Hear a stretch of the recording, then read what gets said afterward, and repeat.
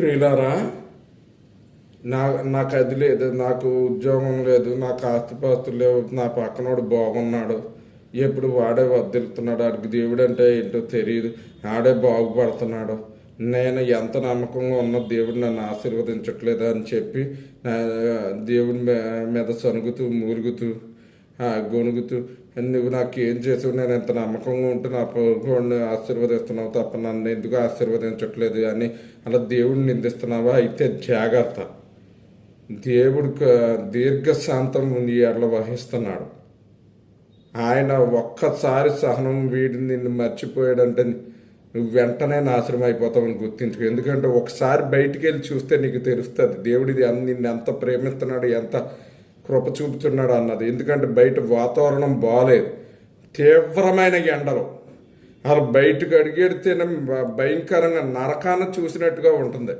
అసలు బయటికి వెళ్ళిన వాళ్ళే కాదు, ఇంట్లో అన్నీ మూసుకుని ఉండేవాళ్ళు కూడా ప్రాణాలు కోల్పోతున్నారు. భయంకరమైనటువంటి తెగుళ్ళు వస్తున్నాయి. అలాంటి వాటి నుండి దేవుడు నిన్ను కాపాడుతున్నాడు, నీ ఎడల కృప చూపుతున్నాడు, నీకు మేలు చేస్తున్నాడు, నేను సజీవుల లెక్కల్లో ఉంచుతున్నాడు. అది గమనించుకో. నువ్వు అది గమనించుకుని ఆయనకు కృతజ్ఞతాస్థుతులు చెల్లించాలి. ఆయన మేలు ఉపకారాలను జ్ఞాపకం చేసుకుని కృతజ్ఞతాస్థుతులు చెల్లించాలి. అది మరచి నువ్వు నాకు అది చేయలేదు, ఇది చేయలేదు అని అంటే ఏంటి అర్థం?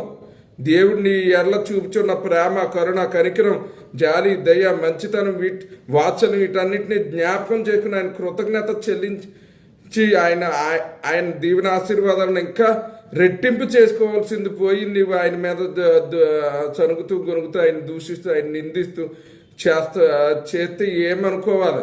దేవుడు దీర్ఘశాంతం గలవాడు కాబట్టి నిన్ను క్షమిస్తున్నాడు. ఇంకా అది జ్ఞాపకం చేసుకో. నీ కొరకు ఆయన ప్రాణం పెట్టాడు, తిరిగి లేచాడు, నిన్ను క్షమించాడు, నిన్ను ఇంకా కాపాడుతున్నాడు, సజీవుల లెక్కల్లో ఉంటున్నాడు. ఏ ప్రమాదం ఏ విపత్తు రాకుండా కాపాడుతున్నాడు. నీ చుట్టుపక్కల అనేక మంది నశించిపోతున్నారు, కానీ ఏమి నీకు రాకుండా నిన్ను కాపాడుతున్నాడు. ఆ విషయాన్ని జ్ఞాపకం చేసుకుని నీవు ఆయనకి బద్ధుడు అయి ఉండి ఆయన కృతజ్ఞతాస్థుతులు చెల్లిస్తూ ఆయన అందరూ భయభక్తులు కలిగి జీవించాలని చెప్పి ప్రభువు నామమున నిన్ను హెచ్చరిస్తున్నాను. దేవుడు తన పరిశుద్ధ వాక్యం దీవించును గాక. ఆమేన్.